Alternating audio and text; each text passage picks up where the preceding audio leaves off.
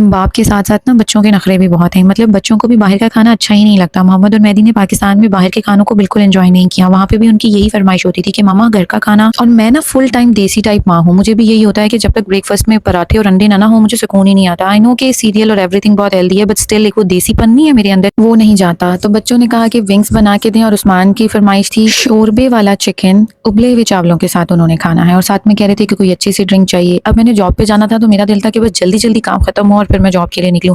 इतने टाइम के बाद मैंने एक्सरसाइज करवानी थी, मतलब 1 महीना तो मैंने सिरे से एक्सरसाइज को हाथ ही नहीं लगाया। और मेरी सारे जिम से सारे मैनेजर्स की कॉल आई और सबके सब ये बात कहते हैं कि क्लास डेस्परेटली तुम्हारा वेट कर रही है, तो प्लीज नो एक्सक्यूज, कोई छुट्टी नहीं चाहिए। अब इतने सालों से टीच कर रही हूँ ना कि अपने ऊपर इतना कॉन्फिडेंस आ गया है कि अगर 2-4 महीने नहीं भी टीच करती या नहीं भी एक्सरसाइज करती तो दोबारा जब स्टार्ट करूंगी तो बहुत अच्छे से कर लूंगी। मतलब बॉडी बहुत ज्यादा यूज टू हो चुकी हुई है। चिकन का शोरबे वाला सालन बहुत नॉर्मल तरीके से बनाती हूँ, लेकिन बहुत ही ज्यादा टेस्टी बनता है। प्याज को हल्का सा ब्राउन करके चिकन उसमें ऐड करती हूँ और चिकन की अच्छी तरीके से बनाई करने के बाद बीच में टमाटर, नमक, मिर्च, हल्दी, बहुत नॉर्मल घर के मसाले ऐड करती हूँ और फिर उसके बाद इसमें आलू डाल देती हूँ। आलू को अच्छे से बुनाई करने के बाद पानी डाल के उसे ढक के रख देती हूँ। That's it. बहुत कम मसाले लेकिन वेरी टेस्टी। दूसरी साइड पे मेरा चिकन बन रहा था तो मैंने सोचा उतनी देर में विंग्स को मसाला लगा के भी रख देते हैं। चिकन विंग्स में just salt, black pepper, red chilli, tikka masala और थोड़ा सा ब्रोस्ट मसाला, लेमन और थोड़ा सा योगर्ट, हल्का सा वो जूसी जूसी से होते हैं तो वो बड़ा मजा आता है। बस यही चीजें ऐड करती हूँ और फिर उसको मैंने रख दिया जी साइड पे मैरिनेट होने की। अब जितनी देर में चिकन मैरिनेट हो रहा था तो मैंने कहा जितना बर्तनों का मैसा सारी का सारा समेट देती हूँ। मतलब मोहम्मद मेहदी जब भी आते हैं ना तो खा के प्लेट यहाँ रख देते हैं। आई नो एजुकेट करना बहुत जरूरी है, प्लीज मेरे पीछे ना पड़ जाना। डिश वॉशर से सारे के सारे बर्तन खाली किए और जो